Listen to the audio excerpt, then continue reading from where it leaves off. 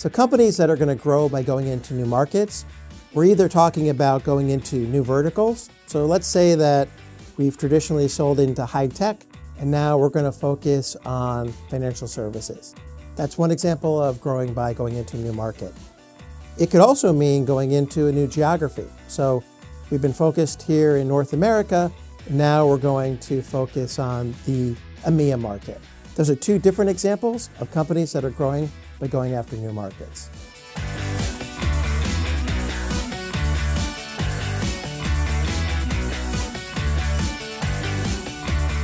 So let's take a look at those two separately, starting with calling on a new vertical. From an enablement perspective, it's vital that, number one, you understand and help the salespeople understand the market in general. What are the market conditions right now? What are the value drivers in that industry? Who are their customers' customers? The second thing you need to understand then is the buying process. How does that buying process change?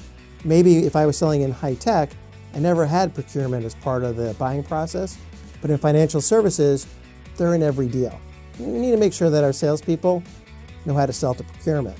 Thirdly, we want to make sure that our reps understand what they're coming into from a competitive perspective. So in one industry, if I'm selling into high tech, I might have one set of competitors, and in another industry, I might be facing a completely different set of competitors. And those might be competitors that have been in that industry for a while, and here we are, the newcomer. So it's about making sure that our salespeople have content and stories that show why they might be a better fit than the status quo.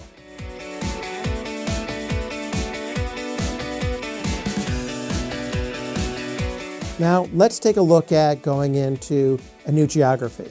Again, let's say we've been calling here in North America, we now want to call on EMEA. The word that I'll leave our enablement leaders with is adoption.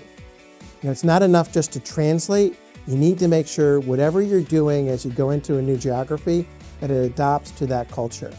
So, simple example, methodology. You might be using a provocative methodology here in North America that literally won't translate that well if you're calling in EMEA. So you'll need to adopt that methodology. So perhaps it's a little bit more consultative and aligns better to how folks buy in that particular geography.